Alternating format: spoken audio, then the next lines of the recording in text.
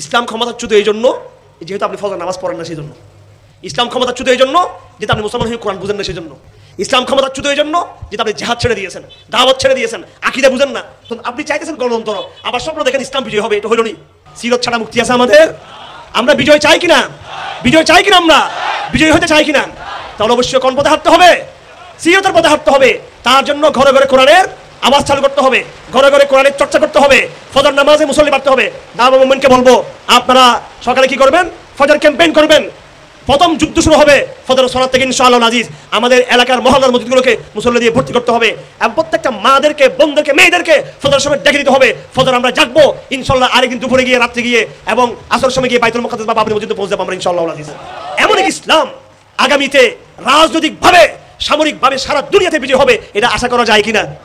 যায় কিনা? একমাত্র ইসলাম ধর্ম পৃথিবীতে প্রায় ১৫০০ বছরের মতো কাছাকাছি সময় এই দুনিয়াকে শাসন করেছে। মানব জাতির ইতিহাসে এত লম্বা সময় কোন রাজা, কোন বাদশা, কোন কেউ আর দুনিয়াকে এত লম্বা শাসন করতে পারে নাই। সর্বোচ্চ বেশির চেয়ে বেশি ২০০ বছর, ২৫০ বছর এরকম রাজত্ব করেছে, কিন্তু লম্বা সময় ইসলাম ছাড়া এরকম কেউ দুনিয়াতে দীর্ঘ সময় পর্যন্ত টিকে থাকে নাই। সুতরাং এই ইসলাম আবার বিজয়ী হবে, এটা আল্লাহ রাসূলের ঘোষণা। হাদিস শরীফে পরিষ্কারভাবে রয়েছে, আল্লাহ ইউলকিল ইসলাম বিজারানিহি ফিল আরদি। ওট যখন আরাম করে তখন তার গর্দানটা ভেঙে ফেলে দেয়। ইসলাম, আল্লাহ রাসূল বলেন, মসজিদ থেকে মাগরিব পর্যন্ত, পূর্ব থেকে পশ্চিম তার গর্দানকে ফেলে দিবে, একেবারে বিস্তীর্ণ জায়গায় শুধু ইসলাম আর ইসলাম থাকবে, আর কিচ্ছু থাকবে না। এবং এই বিজয়ী ইসলাম যে হবে, এটা বিশ্বাস করা, এটা আমাদের আকীদার অংশ। এটা কোনো আশাবাদ না।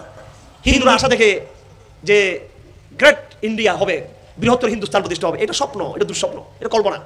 ইসরায়েল স্বপ্ন দেখে গ্রেট ইসরায়েল কায়েম হবে, এটাও একটা দুঃস্বপ্ন, কল্পনা। আর আমরা মুসলমানরা স্বপ্ন দেখি যে সারা দুনিয়াতে খেলাফত কায়েম হবে, এটা স্বপ্ন নয়, দুঃস্বপ্ন নয়, কল্পনা নয়, এটা আমার আকীদা, এটা আমার বিশ্বাস, এটা আমার। তাহলে আপনি বলতে পারেন ইসলাম এখন ক্ষমতাচ্যুত কি জন্য? ইসলাম ক্ষমতাচ্যুত এই জন্য যেহেতু আপনি ফজর নামাজ পড়েন না সেই জন্য। ইসলাম ক্ষমতাচ্যুত এই জন্য যেহেতু আপনি মুসলমান হয়ে কোরআন বুঝেন না সেই জন্য। ইসলাম ক্ষমতাচ্যুত এই জন্য যেহেতু আপনি জিহাদ ছেড়ে দিয়েছেন, দাওয়াত ছেড়ে দিয়েছেন, আকীদা বুঝেন না। আপনি গণতন্ত্রকে পছন্দ, আপনি চাইতেছেন গণতন্ত্র, আবার স্বপ্ন দেখেন ইসলাম বিজয় হবে, এটা হলো নি।